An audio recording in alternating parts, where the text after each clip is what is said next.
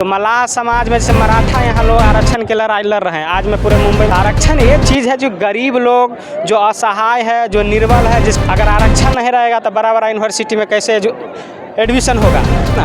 अगर हमारे संविधान डॉक्टर भीमराव अम्बेडकर जी लिखे हुए हैं, 2 साल 11 महीना 18 दिन लगा था लिखने में। जी नमस्कार दोस्तों, इस वक्त में गेटवे ऑफ इंडिया आप देख रहे हैं न्यूज SRB। हालांकि जो गेट ऑफ इंडिया है ये काफ़ी महाराष्ट्र मुंबई नहीं पूरे भारत का ये प्रसिद्ध जगह है और यहाँ पे VIP पार्टी के एक प्रवक्ता हैं राजकिशोर साहनी जी, और आज हम उनसे मुलाकात करते हैं। जैसे कि उन्होंने जो काफ़ी सिलसिला उनकी ज़ोरदार बिहार में रहती है, और बिहार में कैसा था कि जैसे महाराष्ट्र में आरक्षण की मांग चल रही है, वैसे इनकी पार्टी भी जो है मछुआ समाजों के लोग लेकर काफ़ी आरक्षण पर आंदोलन चल रहा है। कि जैसे कि बिहार में भी जो है यहाँ पर लोग रहते हैं, बिहार उत्तर प्रदेश जगह जगह के रहते हैं, तो यहाँ पे मराठा आरक्षण को लेकर यहाँ पे चल रहा है। तो उसी प्रकार से देखा जाए तो हमारे बीच में जो राजकिशोर साहनी जी हैं, आज उसे हम चर्चा करते हैं आरक्षण को लेकर। जैसे कि वहाँ पे SC ST और OBC का आरक्षण लग रहा है, जो छोटे कास्ट वाले लोग हैं उनको आरक्षण के प्रति चल रहा है। तो हमारे बीच में राजकिशोर साहनी जी हैं, और देखिए जैसे हमारे बीच में राजकिशोर साहनी जी उपस्थित हैं, VIP पार्टी के प्रवक्ता कहे जाते हैं। तो आप हमारे दर्शकों को परिचय दे दीजिए आपका। जी नमस्ते। SRB न्यूज़ के आपके जितने भी दर्शक देखने वाले हैं सबको प्रवक्ता राजकिशोर साहनी की ओर से दिल की गहराई से धन्यवाद है, और आपने मुझे बोलने का मौका दिया है, इसके लिए तहे दिल से आपको धन्यवाद। देखिए राजकिशोर साहनी, देखिए जैसे कि मुंबई में आज देख रहे हैं जरांगे पाटिल मराठा आरक्षण को लेकर काफ़ी यहाँ पर संघर्ष चल रही है। देखा मैंने आज़ाद मैदान में काफ़ी लोग थे, वहाँ पे उनकी जनसंख्या थी, आरक्षण को लेकर मांग कर रहे थे, महाराष्ट्र सरकार से या केंद्र सरकार से मांग कर रहे थे। उस पर अब जैसे कि आज मछुआ समाज को लेकर क्या कहना चाहते हैं आप? जी हाँ, मैं भी आज मुंबई में कई जगह घूमा हूँ, और सारे चारों तरफ मैं देखा हूँ कि जो मराठा आंदोलन है इन लोगों का, जो पूरे मुंबई में गर्दा मचा दिए हुए हैं। और ये लोग मतलब जो है आंदोलन इसलिए कर रहे हैं कि ताकि उनको आरक्षण मिल जाए। उसी में विकासशील इंसान पार्टी आदरणीय श्री मुकेश सहनी जी की पार्टी है, विकासशील इंसान पार्टी, उस पार्टी की मैं प्रवक्ता हूँ। और मैं कहना चाहता हूँ कि जिस प्रकार से पूरे देश में आरक्षण की मुद्दा उठ चुकी है, उस हिसाब से निषाद समाज जो 10 साल से संघर्ष कर रहे हैं आदरणीय श्री मुकेश सहनी जी, अब तक उनको आरक्षण नहीं मिल पाया है।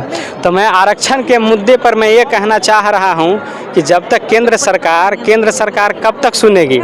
अभी देखिए वोट चोरी का जो मामला चला है, सब जगह पर वोट चोरी के अभी राहुल और मुकेश सहनी जी और राहुल गांधी जी काफ़ी उसका यात्रा निकाले थे उस पर। जी पूरे बिहार में यात्रा निकली हुई है, और चारों तरफ से यही जय जयकार आ रहा है कि हाँ जो कर रहे हैं तेजस्वी जी, आदरणीय श्री मुकेश सहनी जी, राहुल गांधी जी जो कर रहे हैं वोट चोरी के खिलाफ में, जो ये रियल चीज़ है कि वोट चोरी होता है। अगर वोट चोरी नहीं होता है तो हर विधानसभा में आप देखते हैं कि जो पिछले बार जो चुनाव हुआ था 2020 में, उसमें क्या हुआ कि 10,000 5,000 वोट से लोग को हरा दिया था, जो कि वो जीतने वाले कैंडिडेट थे।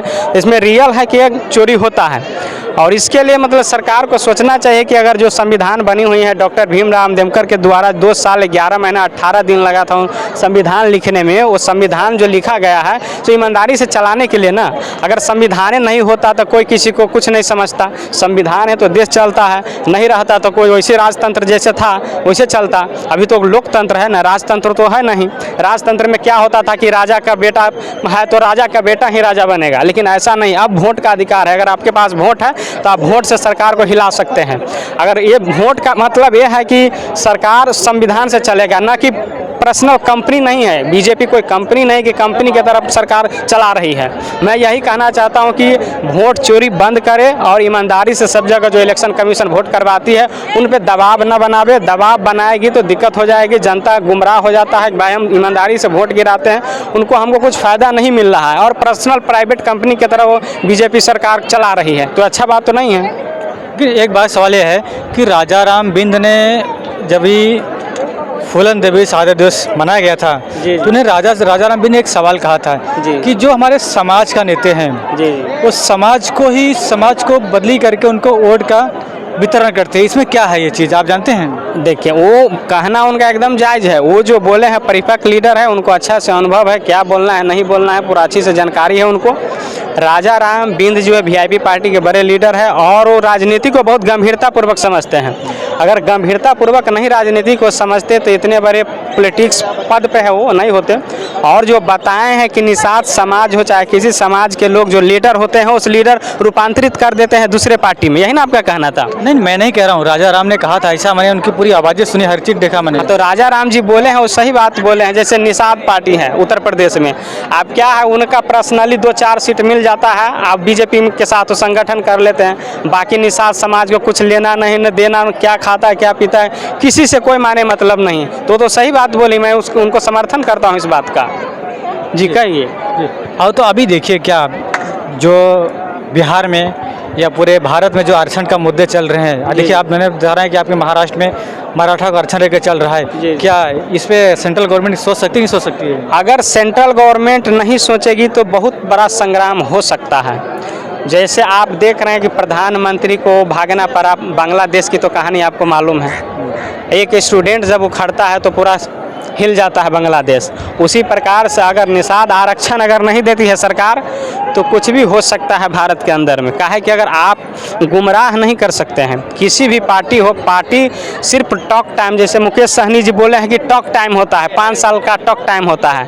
अगर 5 साल के अंदर में हमारी सरकार अगर कुछ काम नहीं करती तो आप उसको रिजेक्टेड करके हटा सकते हैं सरकार को, कोई भी सरकार हो तो रिजेक्ट कर देना चाहिए। अगर काम वो अच्छा से नहीं कर पाती है सरकार तो बीजेपी के अपना छोड़ देना चाहिए कि हाँ अगर हम काम नहीं कर पाते हम नहीं रहेंगे प्रधानमंत्री देखिए कितना बुर्बक बना रहे हमारे निषाद समाज को। 2014 से हम लोग उनको समर्थन में थे, अभी 10 साल हो गया, 10 साल से लेकर के अभी तक उनका कुछ नहीं सुनाई दिया है कि इतना हम लोग चिल्ला रहे हैं, इतना हमारे लोग जो कार्यकर्ता थे वो मर गए, जीवन छोड़ गए, दुनिया छोड़ गए, लेकिन अभी तक हम लोगों का आरक्षण नहीं मिला है। लेकिन एक बात बताइए, जो आरक्षण का मुद्दा है ये कब से मांग की जा रही है? लेकिन हाल देखा जाए तो जब भारत राज्य आज 75 साल जो स्वतंत्र हो चुका है भारत, जी जी, तो स्वतंत्र पे लोग क्यों नहीं मांग किए, अब क्यों जरूरत पड़ी? नहीं, वही तो बात, जानकारी फिर होना चाहिए ना। आरक्षण क्या चीज़ होता है? आरक्षण ये हुआ जैसे आरक्षण सब स्टेट में है। जैसे मलाह समाज का आरक्षण की आप जो बात कर रहे हैं तो मलाह समाज में जैसे मराठा यहाँ लोग आरक्षण के लड़ाई लड़ रहे हैं। आज मैं पूरे मुंबई में सब जगह देखा हूँ कि भीड़ अपना आरक्षण के लिए मांग रहे हैं।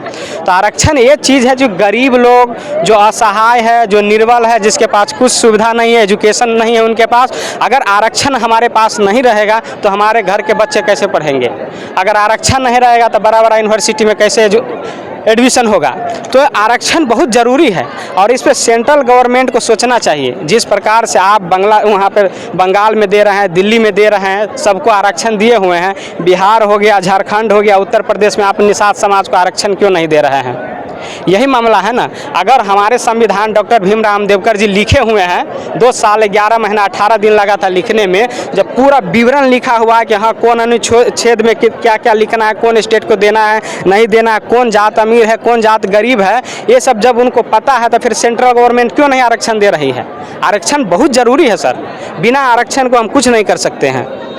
जी धन्यवाद। देखिए कि राजकिशोर सहनी जी का कहना है कि जैसे कि देखिए आज महाराष्ट्र में लगभग मराठा आंदोलन का बहुत भीड़ जनसंख्या थी और इस मराठा आंदोलन में कहना है कि भाई शिक्षा जागरूकता कई प्रकारों के उनका आंदोलन था। उसी प्रकार से बिहार के हमारे कुछ प्रवक्ता थे, उन्होंने कहा है कि काफ़ी जागरूकता होनी चाहिए। न्यूज़ सर्वे Ramkumar, Mumbai, gate of India.